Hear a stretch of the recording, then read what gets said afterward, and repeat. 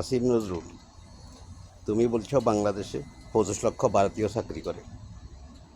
এর বাংলাদেশের চাকরির পদ কয়টা রে? আমি যতটুকু জানি 15 লক্ষ প্লাস। আর সে জায়গায় যদি 25 লক্ষ ভারতীয় চাকরি করে, কেমনে কি?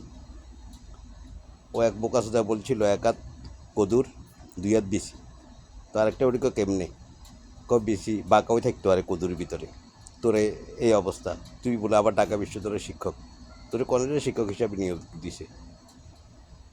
যাক, যদি বাঁকাওইও থাকে তো এই 25 লক্ষ ভারতীয়রে চাকরি থেকে বাহির করি বাংলাদেশের শিক্ষিত তরুণ মেধাবীদেরকে চাকরিতে নিয়োগ দিবি। তুই তখন সরকারে আসস, নইলে মাদাচ্ছ, তোর কিন্তু খবর আছে। মানুষের যেরকম ফ্লাইওভারে ঝুলাইছিস মাদাচ্ছ, তোরা মেট্রো রেলের টিএসিতে যে মেট্রো রেলের লাইন আছে না, এই লাইনের লগে ঝুলাই তোয়া হবে। কথাটা স্মরণ রাখিস, কারণ এই দিন না আরও দিন আছে। এই দিনের লইয়া যাইব সেই দিনেরও কাছে। কথাটা কিন্তু স্মরণ রাখিস।